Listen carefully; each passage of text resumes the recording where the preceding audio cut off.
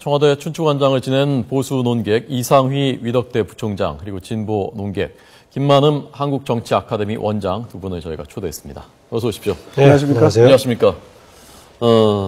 우선 어떻게 보셨습니까? 오늘 개막입니까? 아니면 이게 좀 일단 악되는 겁니까? 정부와 여당에서는 지금 이념 갈등을 극복하고 통합하고 빨리 민생으로 돌아가자. 그래 시급하게 발표했다고 하는데요. 정부 여당 스스로 이념 전쟁이라는 용어를 쓰고 있는데 이념 전쟁이라는 용어를 쓰면서 이념을 넘어서 빨리 민생으로 돌아가자 하는 말이 가능할지 모르겠어요. 장기적으로는 어떤 결과를 가져올지 모르겠지만 단기적으로는 오히려 일정을 넘어서 급하게 밀어붙인 것 자체가 당장은 파문을 더 크게 일으킬 것이다. 당장 야당도 지금 오늘부터 예정돼 있던 국회 본회의를 거부하고 있는 상황이죠. 그래서 될 것 같고요. 또 저는 그동안의 기본적인 입장이 그동안의 교과서 내용에 문제가 있을 수 있고 이것을 또 고치는 것도 필요하다.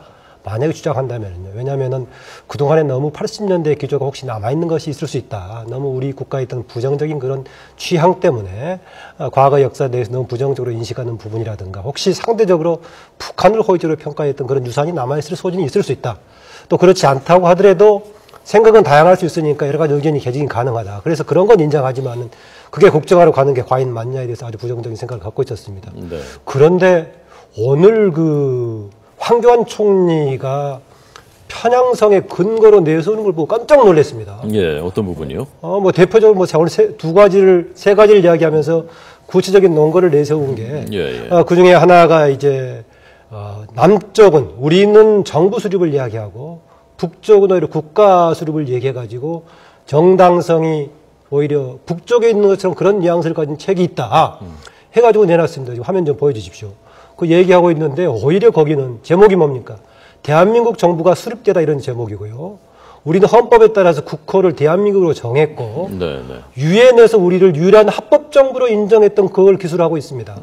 그리고 나중에 그럼에도 불구하고 북쪽에서는 이 시점에 자신들이 조선인민공화국을 선포했다 이렇게 돼 있는데 당연히 우리의 국가 수립 중심으로 길게 수립이 돼 있는데 이것을 두고 황교안 총리가 화면까지 띄어가면서 편향성의 대표적인 이야기를 하고 있는데 과연 여당 의원들 아니면 광화문 광장이 이걸 내놔봤을 때 이것을 편향의 근거로 쓸 수 있을까라고 생각을 하니까 정부가 그동안에 굉장히 심각하게 생각했던 편향성 문제 자체도 과연 근거가 있는가 회의를 느껴가지고 정말 놀랐습니다. 저는. 지금 이것이 지역사 교과서라고 하고요. 네. 다른 교과서에도 이렇게 대한민국은 정부가 수립됐다라고 하고 조선민주주의 인민공화국이 수립됐다 이렇게 기술된 다른 교과서들도 있습니다. 이 부분에 대해서 이 교수님은 어떻게 보셨습니까? 일단 대한민국은 대한민국 나름대로 헌법적 질서 그대로 있는 것이고 헌법을 토대로 국가 운영되고 있고 그것이 국가의 토대라고 보아집니다. 그 기초 하에서 이런 부분들을 다 이해를 해야 되고요. 김만흠 박사께서 이야기하신 부분이 충분히 이해됩니다. 그러나 이 부분에 대한 문제적 본질을 우리가 먼저 찾아봐야 된다는 그런 생각이 듭니다. 이 문제적 본질이 어디에 있느냐? 이 교과서 논쟁은 결국 이념적 편향성에서 이야기가 됐던 부분이거든요. 대한민국 정부가 수립하다에 대한 부분도 이 각자의 의견과 각자의 어떤 상황에 따라서 해석이 분분합니다. 역사든 영어든 수학이든 과학이든 뭘 근거로 해야 되냐? 사실을 근거로 해야 되는 것이죠. 사실을 근거로 토대로 해서 해석을 해야 되는 부분입니다. 지금 문제가 되고 있는 것은 이념적 편향성에 대한 그 사실적 근거가 어디에 있는지는 모르겠습니다만 지금은 사실적 근거보다는 해석을 가리키는 부분에서 문제가 되기 때문에 이렇게 교과서에 문제가 생긴다고 봅니다. 저는 지금 이 역사 교과서 문제를 가지고 대한민국이 총체적으로 참 정리롭지 못하는 생각이 참 많이 드는데요. 먼저 이제 역사학자들이라든가 또는 정부 측도 마찬가지입니다. 이것이 역사 교과서가 맞다 틀리다 이런 문제가 아니고 지금 역사학자들이라든가 일부 이 국정교과서가 안 된다는 사람들이 하는 얘기는 이겁니다. 요점적으로 정리하자면은 국정교과서가 되면 정부 주도해야 되고 정부 주도해야 되면 그것이 공권력이고 공권력이 결국 역사를 왜곡시키게 되고 이긴 자의 몫으로 버는 그런 상당히 그 왜곡될 소지가 크다라고 이야기를 하고 있습니다. 그러면은 정부가 주도하면 왜곡이고 지금까지 그러면은 왜곡이 안 됐기 때문에 정직이 된 건 아니지 않습니까? 지금 검정교과서가 되고 있었음에도 불구하고 지금 굉장히 혼란스럽다는 것이죠. 그럼 혼란스러운 건데, 그럼 간단하게 이야기해서 이 문제를 그럼 누가 해결해야 될 것이냐에 대한 문제죠. 이 해결을, 그러면 좌쪽에서 해결해야 될 것이냐, 우쪽에서 해결해야 될 것이냐. 그러면은 역사학자들한테 그대로 이야기해야 될 것이냐. 나는 문제인데 지금 그렇다고 보지 않습니다. 이 문제 해결점은 역사 교과서가 옳고 그름을 떠나서 국가의 행정적 절차를 위해서라도 이건 분명히 누가 해결을 지어줘야 되고 중심을 찾아야 된다. 그것이 정부다라는 그런 측면에서 국정교과서가 필요하다는 그런 입장이고 그것이 우리가 좀 더 솔직하게 이야기하자면은 지금 대한민국이 7, 80년대 독재성을 가지고 있는 그런 국가도 아니고 또 그렇다고 해서 수많은 시민들과 수많은 언론들이 지켜보는 입장인데 과연 역사를 왜곡한다? 과연 그것을 예단할 수 있겠느냐라는 부분이죠. 그렇게 본다면 그건 지나치게 앞서가는 생각이고 그것이 바로 정쟁의 논리다라고 봐야 되는 것이다. 네. 그런 것입니다. 자, 뭐 두 분의 토론이 사실은 우리가 지금 뭐 한 달 전, 두 달 전부터 계속돼 왔었던 그 반복되는 얘기들이거든요. 이 논쟁이요. 오늘 그 황교안 총리가 그 PPT 파일을 띄우면서 처음에 그 국민들한테 네. 그 얘기를 했고 그 중에 지금 말씀하신 그 사례가 하나 들어 있었고요. 나머지 사례가 또 두 가지가 있었거든요. 하나는 그 6.25 전쟁의 원인이 마치 그 같이 남북 공통에게 있는 것처럼 기술돼 있다라는 것이었고 두 번째가 좀 전 그거였고 세 번째가 천안함 폭침에 대해서 기술하지 않았다라는 것이었는데 네. 그 1번, 3번에 대해서 어떻게 보셨습니까? 제가 두 가지 좀 말씀드릴게요. 네. 아마 북에서 나온 남침만이 원인이 아니다라고 소지가 있다 나온 것이 한국전쟁 직전에 38선을 전후해가지고 여러 가지 지금 도발이라든가 충돌이 있었다는 얘기인데요. 예. 그 이야기는 그동안에 좌쪽이든 우쪽이든 간에 여러 가지 근거로 나왔던 것입니다. 사실 한국전쟁 관련된 것은요, 주로 이제 일반적인 국사 쪽보다는 정치사 쪽을 주로 많이 다루는데, 우리가 북에서 우리를 침략해왔던, 국민들이 좀 용어를 헷갈릴 수도 있는데, 북에서 침략해온 걸 북쪽에서 남쪽으로 했다고 남침이라고 쓰고 있죠. 네네. 남침에 대해서는 객관적으로 인식을 하고 있는데, 그 당시 왜 남침이 가능했는가에 대해서는 다양한 해석들이 나오고 있고요. 예. 지금도 논문들이 나오고 있는데, 저기 이제 한국전쟁 나오기, 6.25 전쟁 나올 그 무렵에 남북 간에 막 이렇게 총격전도 있었고, 이런 것이 나와가지고, 북의 남침의 근거를 약화시키는 근거로 쓴다는 것은 좀 경강부회라고 보이고요. 그 다음에 또 하나 지금 소지가 뭐였습니까? 세 번째 나왔던 게 천안함 관련 얘기 뭐라고 된 여기 제가 그대로 보자면은요. 네. 지금 8개 교과서, 교학사병 7개 아닙니까? 예. 그 중에 한 교과서에가 다루지 않고 있다는 겁니다. 어떤 교과서는 북한의 천안함 폭칠 도발 사실이 빠져 있습니다라고 얘기하고 있어요. 모든 교과서에 빠져 있다는 얘기가 아니라. 지금 저희가 파악한 바로는 지금 그 표에는 세 군데가 기술하지 않은 것으로. 네, 그러니까 지금 8개 중에서 세 군데가 기술이 안 돼 있죠. 네. 저는 이것도 충분히 합리성이 있다라고 봅니다. 뭐냐면은 대체로 지금 정부 발표가 공식적으로 북한에 의한 지금 테러로 돼 있죠. 그리고 또 하나는 여론조사에서도 다수는 이게 이제 그걸 맞게 보고 있고. 그 다음에 최근의 현대사 아닙니까? 2010년 있었던 거 아니겠습니까? 네네. 그렇기 때문에 바로 이것을 과연 어떻게 다룰 것인가 애매할 수도 있습니다. 그래서 교과서에 따라서는 이것을 넣을 수도 있고 안 넣을 수도 있다라는 생각이고 조금 국민들 간의 생각의 차이가 있기 때문에 비중을 달리할 수 있다라는 얘기입니다. 그리고 내용은 저는 충분히 가능한데 이것을 가지고 정말 국정화를 해야만이 해결될 수 있는 근거로 쓸 수 있는 거냐? 오히려 반대 논거를 충분히 들기 위해 위험스러운 오늘 근거를 제시했다고 보고요. 또 하나 오늘 그동안에 거민정 시스템이 왜 작동이 안 되느냐라는 근거를 가지고 두 가지를 제시했습니다. 예. 하나는 과거에 교학사 나왔을 때 나머지 반대쪽에서 이것을 압력을 과하고 왕따시키듯이 해가지고 동원하지 못하게 했다는 것인데 과연 지금 권력이 주도해서 공포 분위기 조성해가지고 국정화 만드는 것이 더 억압적이겠습니까? 아니면 시민사회 내부라든가 교사들이 이 척은 문제가 있다고 지적하는 게 더 억압적이겠습니까? 라는 말씀을 드리고 싶고요. 그 다음에 또 하나는 그 과정에서 거민정 과정에서 문제가 있다고 요구해도 듣지 않았다 근거를 내세우고 있어요. 네네. 근거를 뭘 내세우고 있느냐? 시정 권고를 했는데 듣지 않았다는 것인데 네. 시정 권고를 냈을 때 당연히 필자들은 그게 합리적인가 판단할 겁니다. 합리적으로 판단해서 이것은 그게 아닙니다라고 반박할 수 있겠고 반박하니까 뭐였느냐? 권고가 아니라 수정 명령을 내렸어요. 명령을 충분히 내릴 수 있죠. 네. 명령을 내리더라도 필자들이 보기에 행정부가 명령 내리는 것을 무조건 따르는 것이 아니라 타당하지 않다면은 제3의 정답을 내는 거 아니겠습니까? 그래서 이걸 가지고 이제 법원에 제소를 해가지고 그게 타당한가 문제를 제기하는데 이걸 가지고 행정 조치의 말을 듣지 않아서 거민정이 작동이 안 되고 있다는 건 곤란하지 않습니까? 행정부에서 교육부에서 여기에 대한 문제 제기하고 수정을 요구하면 지필자들이 맞다고 생각하면 수용하는 것이고 합리적이 아니라고 하면 문제를 제기하는 거고 서로가 충돌이 되면은 제3의 공적인 기관의 판단을 우려한 이런 과정이 있는 것인데 그게 작동이 안 됐다라고 얘기하면은 대한민국 총리가 그 판단을 합법적인 판단의 기관인 법률에 의존하는 것 자체를 가지고 문제가 있고 작동이 안 된다고 얘기하면 곤란하지 않습니까? 예, 알겠습니다. 물론 맞습니다만은 뭐 그렇죠. 정부가 일차적인 책임은 풀릴 수 있습니다. 뭐냐 그러면 거민족이든 국정이든 이것이 국가의 감독하에 있는 것이고 국가의 조율 아래에 있는 것이 교과서 아니겠습니까? 만약에 정부가 제대로 역할을 했으면 이런 문제가 생겼습니까? 라고 반문한다면 정부가 잘못이 있죠. 그러나 이 문제는 우리가 이까지 가는 그 배경 자체가 이미 이 문제 자체가 정치라고 굉장히 오염이 되어 있기 때문에 이 문제가 발생한 것이죠. 그래서 제가 앞서도 말씀을 드렸습니다만 총체적으로 참 정의롭지 못하다는 부분이 정치권이 이제 와서 이 얘기를 한다는 그 자체가 국정안에 되면 왜곡이 되고 이게 공권력에서 역사가 잘못 인식이 될 수 있다라는 것인데 이게 왜 행정 예고고 행정 고시가 되느냐에 대한 부분입니다. 이 행정 명령이라는 그 자체는 국정 교과서가 잘 됐다 못 됐다의 차원에 떠나서 글자 그대로 행정적 명령입니다. 소위 말해서 행정 절차법 46조에 따라서 20일간 숙성 기간 거치는 거 아닙니까? 뭐 의견이 받아들이지 않았다 그러는데 20일 그 기간을 두는 그 자체가 의견을 받아들이는 것이고 사실상 행정 명령이라는 것은 이 부분에 대해서 명령에 대한 의견을 안 들어도 되는 것입니다. 그냥 진행하면 되는 거예요. 행정 명령이기 때문에 대통령으로. 그러나 제가 드린 말씀은 다른 것이 아니고 그러면 정치권이 이 문제에 대해서 어제의 문제가 아니라는 것이죠. 이미 국정교과서가 노무현 때부터 시작해서 거민족으로부터 바뀌어지면서부터 시작해서 상당한 뭐 북친과 남친의 논란부터 시작해서 천안호에 대한 논란부터 여러 가지 많은 논란이 사회 단체, 정치권에서 제기된 것이 아닙니다. 사회 단체에서 제기됐고 이게 2014년 국정교과서로 국정감사로 올라오면서 정치권으로 올라진 그 얘기예요. 다시 말씀드리자면 뭐냐 그러면 그럼에도 불구하고 이 부분을 가지고 우리가 굳이 이 얘기를 지금 따져야 되는 것이 행정명령이기 때문에 물론 해야 되지만은 정치권이 이 부분을 알고 있었음에도 불구하고 지금까지 그러면 이걸로 입법적 절차를 거쳐서 바꾸면 될 것 아닙니까? 이 부분에 대해서 국정교과서를 못하게 하든지. 그런데 정치권이 이미 오래전부터 예견된 사안들을 갖다가 해태한 건 아니겠습니까? 지금 따지면은.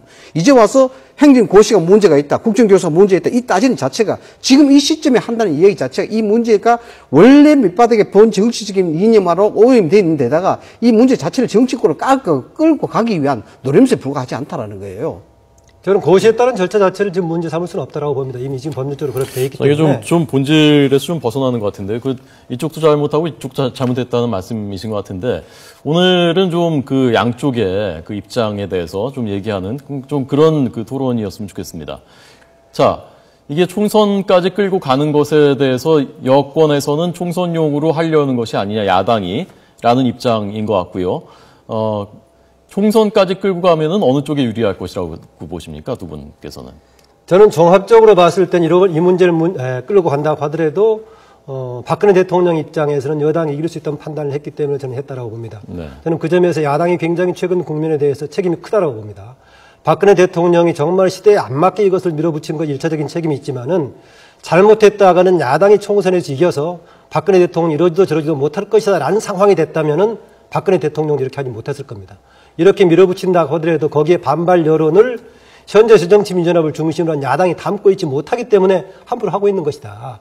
아까 이미 문제가 제기되고 국정감사 과정에서 논란이 됐다라고 했지만은 여기에 대한 종합적인 정리를 했던 것이 여당인 새누리당의 여대 연구원에서 이미 2013년 11월 달에 보고서를 냈지 않습니까? 정답은 이미 헌재 결정에서 나왔고 국정안은 후발 국가나 독재 국가에 사는 것이다. 그래서 거민적으로 가는 게 맞다라고 했는데 왜 갑자기 밀어붙였을까? 저는 두 가지 변수밖에 없다. 박근혜 대통령이 밀어붙이는 것에 대해서는 아무도 꼼짝 못한다. 저는 2015년인데 마치요. 북한 체제처럼 여당 의원들도 겁을 먹고 있어요. 이 상황에다가 또 하나는 야당의 약사라는 것인데 분명 정치적으로는 명분에 맞지 않는 것이기 때문에 여당한테 불리한 소재지만은 야당의 국민적인 신뢰를 얻지 못하고 있어서 과연 이것을 토대로 선거에서 이길까? 이것은 별개의 문제라고 봅니다. 네. 이 부분을 정치 실효를 따진다는 그 자체가 좀 모순이겠죠. 역사교과서에 대한 문제는 두 가지 측면에서 비롯됐습니다. 사실상 역사교과서를 검증하는 부분, 교과서를 심의하는 부분은 네 가지 영역에서 이루어집니다. 대한민국 법질서에 의해서 이것이 헌법적 가치에 맞느냐에 대한 부분, 그 다음 보편 타당하냐에 대한 부분, 그 다음 이것이 지적 재산권에 해당이 되느냐 안 되느냐의 부분, 그 다음에 중요한 것이 교육 과정과 교육기본법에 위배되느냐 안 되느냐는 부분. 지금 이야기되는 부분은 이 네 가지 영역에서 어디에 해당이 되냐 하면 보편 타당에 대한 논리입니다. 이 보편의 타당이라는 것은 이념적 편향 선과는 똑같은 어떤 맥락으로 이것이 일반적으로 상식적으로 어느 진영에서 납득할 수 있느냐는 얘기죠. 잠깐만요. 그 고위당 정청회의가 지금 막 그 결과 발표가 이루어지고 있는데 현장을 잠깐 먼저 보여드리고 다시 돌아오겠습니다.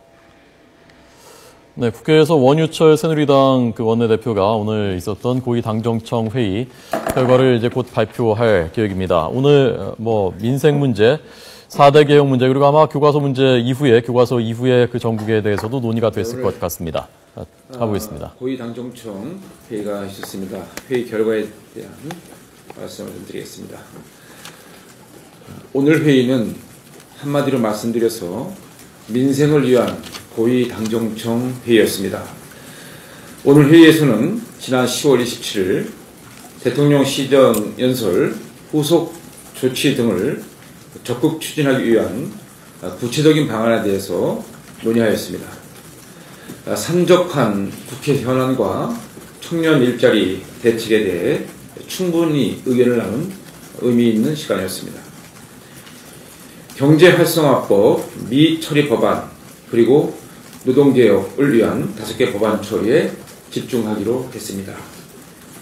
당정청은 경제활력 회복과 일자리 창출을 위해 서비스발전기본법, 관광진흥법, 국제의료사업지원법, 의료법 등 경제활성화법과 노동개혁 5개 법안 처리가 매우 시급하다는 점에 의견을 같이 하고 이 법안들이 이번 정기국회에서 반드시 처리되도록 모든 노력을 기울이도록 하겠다는 다짐을 하였습니다. 이 중에서도 특히 국제보건의료사업지원법은 보건복지위원회에서 여야가 사실상 합의를 한 내용입니다. 지난 청와대에 있었던 오자 회동에서도 문재인 대표께서도 이 법에 관련돼서는 이견이 없다고 말씀하신 법입니다. 그러니만큼 야당이 조속히 처리에 나설 것을 촉구하겠습니다. 특히 이 동법안들이 고용절벽 앞에 서 있는 우리 청년들에게 희망을 줄 수 있는 법안으로서 야당도 책임감을 가지고 청년들을 위해 법안 심의 및 처리에 적극적으로 협조해 줄 것을 촉구하기로 하였습니다. FTA 관련해서 말씀드리겠습니다. FTA 국회 비준 동의가 매우 시급합니다. 당정청은 한중 FTA 등 이미 타결이 된 FTA가 중국 등 거대 시장의 선점을 통해 우리 경제의 새로운 성장 동력이 될 것이라는 데 의견을 같이 하고 조기 발효를 위해 모든 노력을 기울이기로 하였습니다. 비준 및 보완 대책 관련 논의를 위해 여야 합의로 10월 30일부터 운영하기로 했던 여야정 협의체가 더 이상 지연돼서는 안 된다는 점을 확인하고 야당의 적극적인 동참을 촉구하기로 하였습니다. 특히 우리와 중국의 그 발효 준비 절차 및 소요 기간을 감안하면 11월 중 본회의 처리 등 국내 비준 절차를 마무리해야 되므로 당정청이 긴밀히 공조키로 하였습니다. 내년도 예산과 관련돼서 말씀드리겠습니다. 당정청은 작년에 이어서 신년 예산안도 법정 기한인 12월 2일 내에 통과되어 경제활력 제고 및 구조개혁을 뒷받침할 수 있도록 긴밀히 협력하기로 하였습니다. 정부안 제출 시기가 전년 대비 10일 앞당겨진 점을 감안하여 보다 내실 있는 예산안 심사가 가능할 것으로 기대합니다. 정부는 국회의 예산심의에 성심성의껏 협력하기로 하였으며 당은 당초 일정보다 지연되고 있는 상임 및 심사의 조속한 완료와 함께 11월 말까지 예결위에서 내년도 예산안이 반드시 통과될 수 있도록 노력하기로 하였습니다. 청년 일자리 관련돼서 말씀드리겠습니다. 당정청은 청년 실업률이 호전되고 있음에도 불구하고 청년이 체감하는 취업의 어려움은 여전히 크다는 데 인식을 같이 하였습니다. 신속한 예산 집행, 임금 피크제의 확산 등 청년 일자리 대책의 실효성을 제고해 나가는 데 힘을 모으기로 하였습니다. 특히 좋은 일자리를 많이 만들기 위해서는 경제 활성화가 무엇보다 중요한 만큼 청년 일자리 대책과 함께 노동개혁, 서비스 산업 활성화 등 경제 활력을 제고하는 데 당정청이 역량을 집중할 것입니다. 가뭄과 관련돼서 말씀드리겠습니다. 당정청은 내년 봄까지 지속될 것으로 보이는 사상 최악의 가뭄에 총력을 기울여 대응하기로 의견을 같이 하고 우선 내년 봄 용수 확보 등 기존 대책 예산이 적시적소에 집행될 수 있도록 지원하고 내년 예산에도 관련 예산이 충실히 반영될 수 있도록 긴밀히 협조하기로 하였습니다.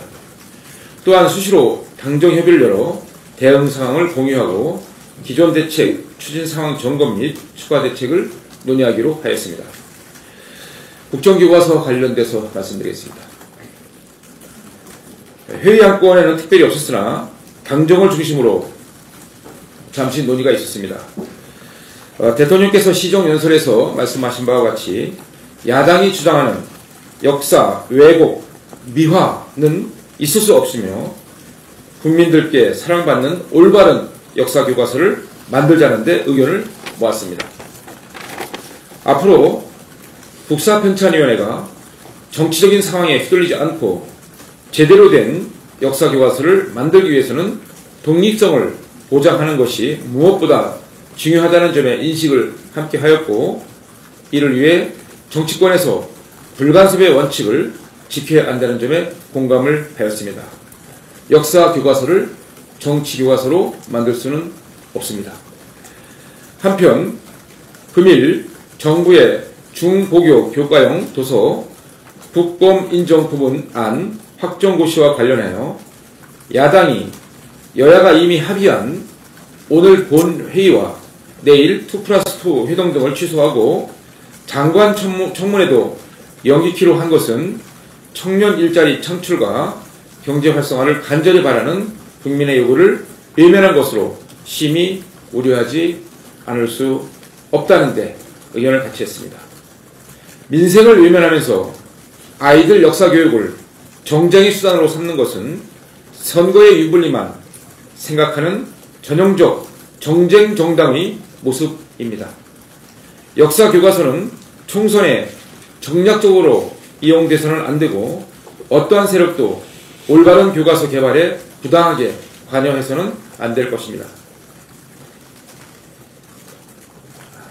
경제활성화법은 국회에 몇 년째 발목이 묶여있고 17년 만에 이룬 노사정 대타협도 결실을 맺지 못하고 있으며 경제 활로이자 외교적 약속인 FTA조차 국회에서 막혀 있는데 야당은 경제, 일자리, 외교 그 어느 것 하나도 협조해주지 않고 있습니다. 대통령께서 직접 야당 대표와 원내대표를 만나 설득하고 국회 시정연설에 해마다 직접 참석해서 입법을 호소해도 야당은 장애로 나가고 국회 보이콧으로 대답을 하고 있습니다. 피켓으로 경제를 살릴 수 없고 농성으로 일자리를 만들 수 없습니다. 야당은 하루빨리 장외에서 들어와 국회 본회의장에 앉아주실 것을 간곡히 당부드립니다.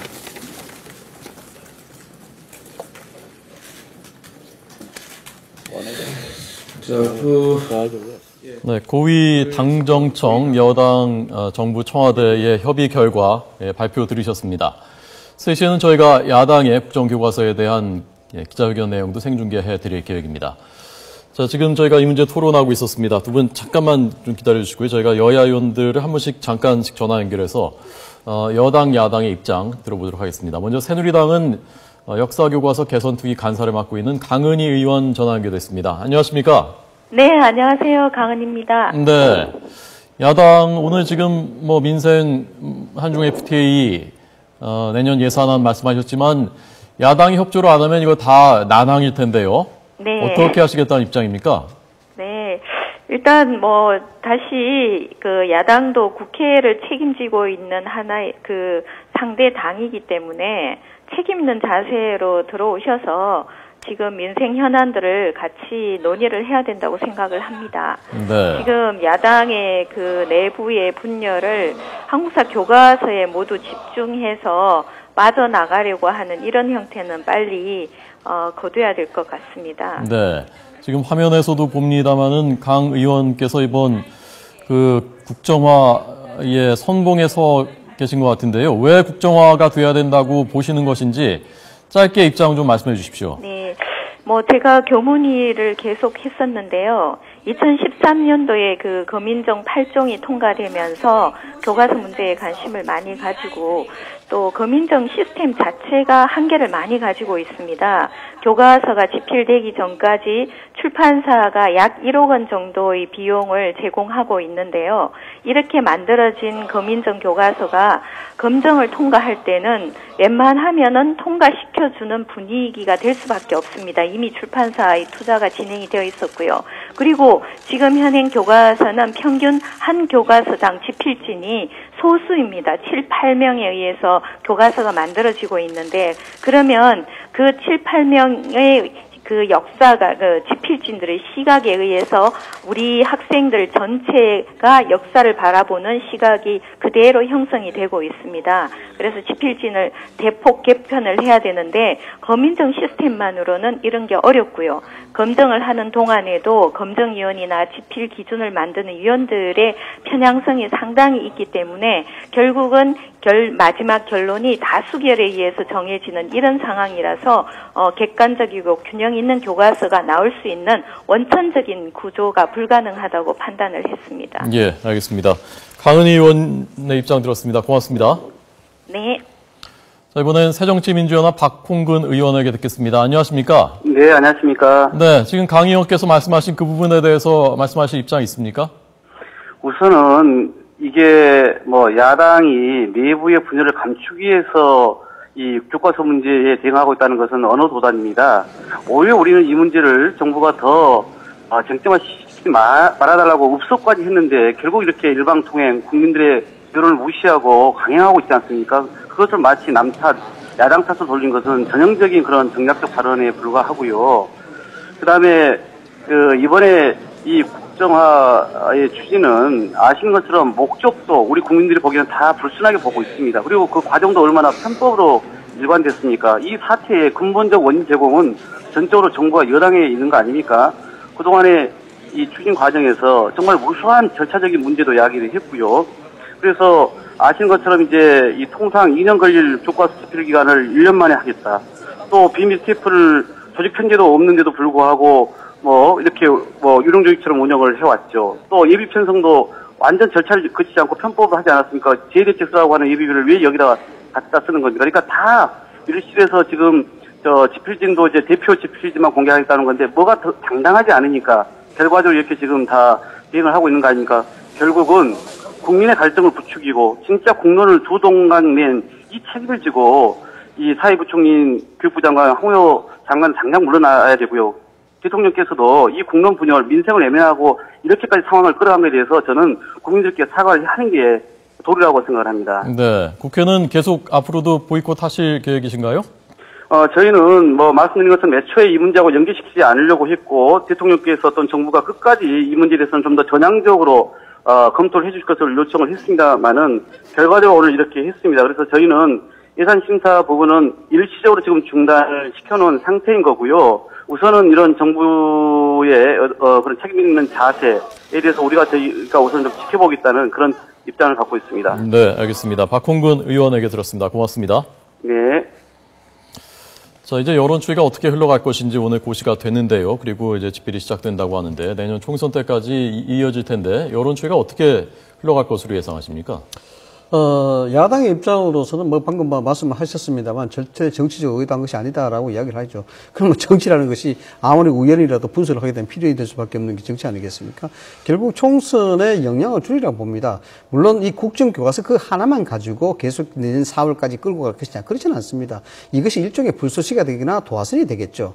야당의 입장에서는 이로 인해서 소위 그런 의도는 없다고는 하지만은 당 내부를 수습할 수 있는 기회를 삼을 수가 있고 신당에 대한 동력 세력을 조금 약화시킬 시킬 수도 있고 또 사업은 우열된 어떤 야당의 어떤 진보 세력들 이것을 규합화시킬 수 있는 또는 한 점을 모을 수 있는 그런 도화선으로 작용할 수밖에 없는 것이 또 국정교과서 아니겠습니까? 그래서 자꾸 여기에 정치적인 실익이 있다 없다를 따질 수밖에 없는 것이죠. 뭐 여당도 마찬가지겠죠. 여당도 일종의 이런 식으로 진보 보수가 극명하게 다르게 갈라지게 되면은 결국 보수의 결집으로 나타날 수밖에 없지 않습니까? 이것은 결국 소위 말해서 내 식구 챙기기는 충분히 될 수 있는 부분이기 때문에 총선에 유리한 고지를 점할 수 있는 부분이 있죠. 그래서 정치 실익인데 굳이 이 역사교과서를 정치 실익을 따져야 되겠다는 그런 문제가 있는 것이죠. 한 말씀만 더 드리자 그러면 방금 이제 우리 박 의원께서도 이야기했습니다만은 이것이 뭐 갑자기 왜 지금 이렇게 나오느냐 이게 뭐 정치적 의도가 아니다고 이야기했는데 실질적으로 작년에 이미 역사교과서 발행에 대한 개선 공청회를 하자고 이야기를 했었습니다. 정부에서도 이야기했고 그 당시 기록을 보시면 아시겠습니다만 야당이 굉장히 반대를 했었어요. 제가 왜 말씀을 드리냐 그러면 그때 이미 이야기해서도 되는 사안이었다는 거예요. 이 부분에 대해서 사회적 문제가 됐으니까 정부가 해야 될 일이 뭐겠습니까? 국가가 혼란이 있고 문제가 있으면 이걸 해결하는 것이 정부입니다. 그거 안 하면 정부가 기록을 못 하는 거예요. 이 문제는 정치적 의도가 있고 없고의 문제가 아니라 이 역사 교과서가 경제라든가 여러 가지 문제만큼이나 국가의 혼란을 가져오는 사안이기 때문에 정부가 주도를 하는 겁니다. 그래서 이 부분이 작년에 개선 공청회를 못하게 했습니다. 정치권이. 못하게 해서 다시 올려 넘어온 거예요. 그래서 지난 9월 23일인가요? 교육부에서 교육과정 2015년 교육과정 개선안이 확정 고시가 돼버렸습니다. 그러면 이 개선안 고시가 되면 뭐냐? 국정을 하든지 검인정을 하든지 결정을 내줘야 되는 부분이에요. 그래서 그런 차제의 정부의 판단은 이것을 중립지대에 놓을 수는 없는 그런 문제가 있다라고 판단해서 국정교과서가 가는 겁니다. 문제는 결론은 이것이 국정교과서가 왜곡이 될 것인가 말 것인가에 대한 부분은 지금 예단할 필요는 없다는 것이죠. 네. 자, 최근 여론추이 잠깐만 한번 보고서 말씀드릴까요? 그러시죠. 네. 지난주까지 나왔었던 그 국정화에 대한 여론. 이게 최근, 리얼미터과의 최근 것이죠. 시정연설 이후에 나왔었던. 조사 기간마다 약간의 좀 차이는 있는 것 같습니다. 네. 찬성 44, 반대가 50으로 나왔었던, 결과입니다. 어떻게 추이가, 변화된 표 하나만 더 보시죠. 이게 47.6 대 44.7로 찬성이 더 많았던 것이 한 주 지나면서 52대 41로 뒤집혔고요. 그게 51대 40으로 갔었다가 50대 44. 지난주, 그러니까 28일, 지난주까지의 상황이고요. 리얼미터. 갤럽에서는 저거보다 조금 더 격차가 벌어진 것으로 나왔었죠. 네, 그렇습니다. 두 가지를 감안해서 봐야 된다고 봅니다. 하나는 이게 무엇에 대한 응답인지가 분명치는 않습니다. 네. 현행 교과에서는 편향성이 있느냐 없느냐 하고 대안으로서의 국정화 문제에 대한 답이 섞여 있기 때문에 이것이 좀 애매한 여론일 수도 있다는 점 하나고요. 또 하나 이게 정치적인 쟁점화가 돼서는 안 된다 말하고 있지만은 스스로 이념 전쟁이라고 표현하다시피 이념 대결, 정당 대결이 돼 있어가지고 정치적인 성향이 그대로 반영이 돼 있다. 그 점에서 보자면 역시 명분에서는 조금 지금 국정화를 추진하고 있는 쪽이 밀린 것은 분명해 보입니다. 그런데 아까 원유철 원내대표가 아까 당정청 회의 결과를 브리핑하면서 빨리 야당 이걸 가지고 정쟁으로 삼지 말고 빨리 민생 우선으로 돌아와라라고 이제 우선순위를 얘기했죠. 저는 오히려요. 왜 이렇게 민생 경제가 중요한데 국정화를 최우선 과제로 던져가지고 이걸 뒷전에 밀리게 할까? 지금 19대 마지막 정기국회가 사실상 한 달도 안 남은 거 아닙니까? 오늘 3일이기 때문에 그런 상황인데 저는 이대로 가서는 생산적인 국회가 되기 어렵다. 이미 물 건너갔다라고 보고요. 다만 어쩔 수 없이 지금 예산은 선진화법에 따라서 12월 1일 통과될 수밖에 없지 않습니까? 그래서 이런 면이 있기 때문에 야당은 이 문제만 가지고 계속 보이콧을 할 수 없을 겁니다. 그래서 예산 국회는 좀 참여할 걸로 보고요. 그러나 이 문제만 가지고 야당이 총선 선거 쟁점으로 가져가기는 어렵다는 겁니다. 아까 제가 앞서 말씀드렸지만 현재 야당의 약수도 가장 큰 책임이 있다. 사실 이렇게 약한 야당이 껍데기만 있는 야당이 없었다면은 이런 문제에 대해서 국민들이 오히려 직접 나설 수도 있었을 겁니다. 그 점에서는 야당은 이 문제에 관한 쟁점을 제기하되 왜 스스로 국민들로부터 불신을 받고 있는 것에 대한 혁신 과제를 꾸준하게 단련하지 않는다면은 이 문제만 가지고 총선에 임하기는 어려울 것이다. 그걸 좀 지적하고 싶습니다. 예. 정기국회는 2달 12월 2일 날 이제 본회의에서 아마 예산안 통과시키면서 일단 마무리된다고 봐야겠죠. 예. 자, 마지막으로 이부 총장 발언 기회 드리겠습니다. 1분 30초 남았습니다. 모두에 말씀을 드렸습니다만은 이 인식에 대한 부분이 가장 중요합니다. 뭐 디테일 부분은 그것도 굉장히 중요하겠습니다만은 정부로 하는 시각이 좀 바뀌었으면 좋겠다는 생각이 들어요. 정부가 하게 되면은 뭔가 문제가 있다. 정부가 하게 되면은 공권력이다. 그 공권력이 잘못됐다는 이 인식 자체가 정치권부터 좀 바뀌어졌으면 좋겠습니다. 이게 어느새 진보 정권이 되고 어느새 보수 정권이 될지도 모르는 게 대한민국 정치 현실인데 정부로 보는 시각이 이렇게 왜곡되고 편중된 시각으로 간다 그러면 정부가 할 일이 없어지는 것이에요. 그래서 가뜩이나 5년 단임제 대통령제로 인해서 공권력 그 자체가 사실상 무의미한 그런 사례가 한두 번이 아닙니다. 그런데 이런 국정교과서 논란에 있어서 이 공권력에 대한 부분이 정부가 나서는 이유를 그렇게 해석한다 그러면은 정부가 어느 일이든지 나설 수가 없다는 겁니다. 그래서 저는 좀 심플하게 보는데 정부가 지금 심판자의 역할을 할 때다고 봅니다. 이것이 국정교과서뿐만 아니라 다른 문제에 있어서도 이런 혼란과 여러 가지 강등이 유발된 그런 상황에서는 그 심판자의 역할이 정부밖에 할 사람이 없습니다. 그래서 국정교과서가 정부가 하게 되면 왜곡이 된다 이런 시각보다도 어느 정도의 점차적으로 이 부분이 국정교과서도 그대로 정착되지는 않을 계속해서 영원히 하지 않는 그런 보장도 없습니다. 내년에도 소위 말해서 심의본이 나오지 않습니까? 심의본이 나오게 되면 그때 뭐 기간이 짧다고 이야기를 합니다만 그 심의본 나오면은 여기에 대해서 지나치고 왜곡된 부분이 있느냐? 정말 국정교과서 정부한테 몇 개 놨더니 문제가 된다 그러면은 그대로 못 갈 겁니다. 짧게만 좀 더 드리면요. 짧게요. 이상희 부총장 얘기 대부분 동의하는 바가 있는데 적어도 균형에 대한 판단 부분, 교과서에 대한 판단 부분을 정권이 해서는 안 된다는 것은 명명백백한 거 아니겠습니까? 예, 알겠습니다. 오늘 이상희 위덕대 부총장, 김만음 한국정치아카데미 원장 두 분에게 들었습니다. 잘 들었습니다. 고맙습니다.